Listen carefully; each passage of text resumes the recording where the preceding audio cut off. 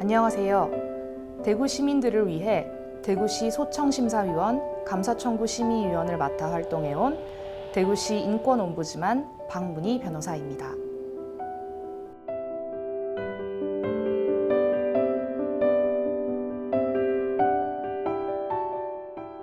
저는 권대봉 중부대학교 총장과 신광철 작가가 공동 집필한 서해 류성룡의 인생 10계명을 소개하고자 합니다.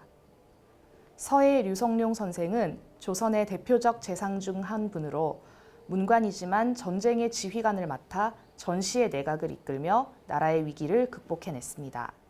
그는 국가의 위기를 온몸으로 짊어지고 안으로는 정적과 싸워야 했고 밖으로는 일본군과 싸워야 했습니다. 조선을 구하러 온 명나라 장수들의 거칠고 패륜적인 행동을 감내하고 해결해야 했고 도망과 변명 그리고 자신의 입장만을 변호하는 선조를 상대해야 하는 것이 류성룡 선생의 자리였습니다. 조선의 최대 위기였던 임진왜란을 극복하는 데 핵심적인 위치에 있었던 류성룡 선생이 살아온 삶의 지혜를 담은 책이 서해 류성룡의 인생 10계명입니다.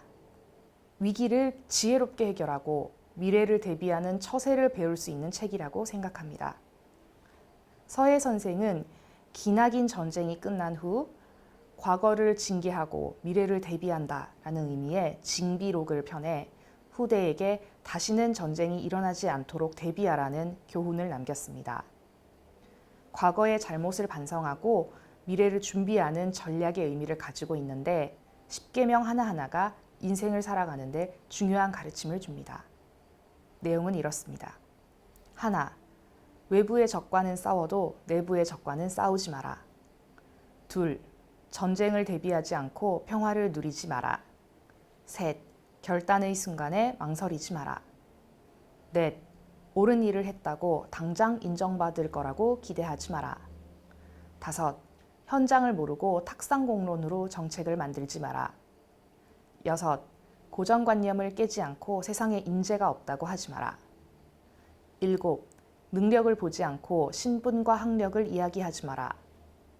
여덟, 경계를 넘어 공부하지 않고 할 수 없다고 하지 마라.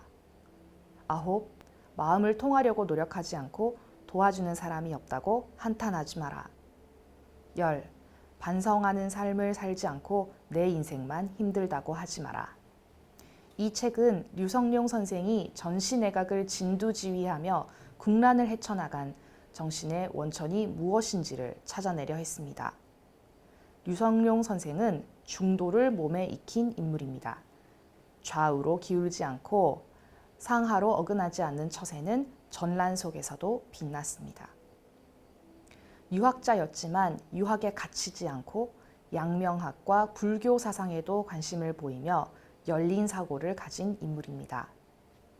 전란의 혼돈 중에도 바른 길을 찾아가는 정신과 행동이 남달랐습니다.